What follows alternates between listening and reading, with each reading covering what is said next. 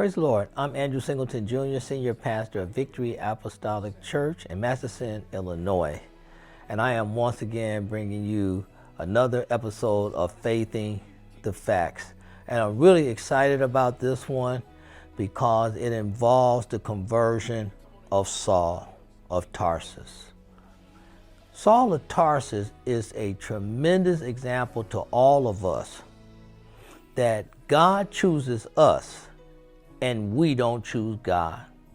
This man literally hated those of the way, those who were Christ followers, or what we call Christians today.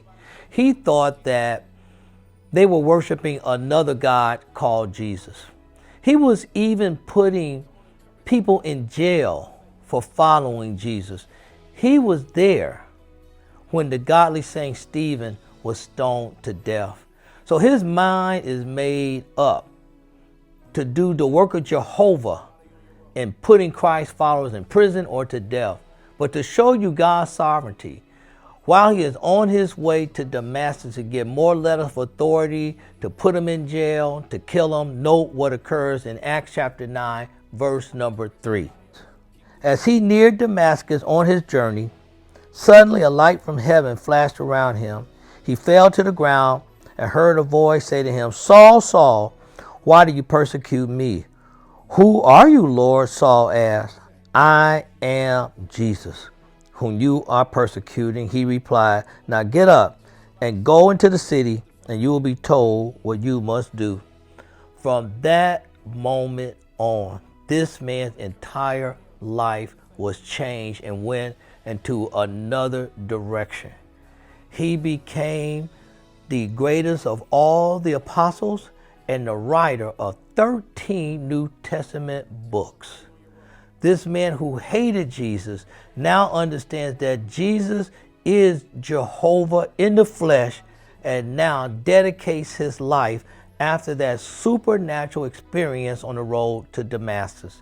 Many believers have had supernatural encounters with God when they were repenting of their sins, giving their life to God, and I too had that supernatural experience 42 years ago. April 17th, 1978, I gave my life to Jesus Christ. I am no Saul, because Saul eventually became the Apostle Paul. But I am like him and many of you who are watching, that from the moment we gave our life to Christ, we refuse to turn back. We have gone forward through tests and trials and temptations and failures. And the key for Saul is the key for me. A person who was proud and arrogant, self-reliant, self-determined, now falls on the knees and say, "Lord, what will you have me to do?" For 42 years, I've asked God that question, and he has answered by giving me more and more responsibility.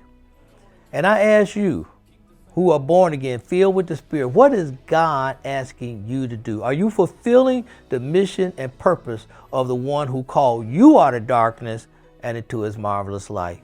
So stay safe, stay healthy, and keep the faith.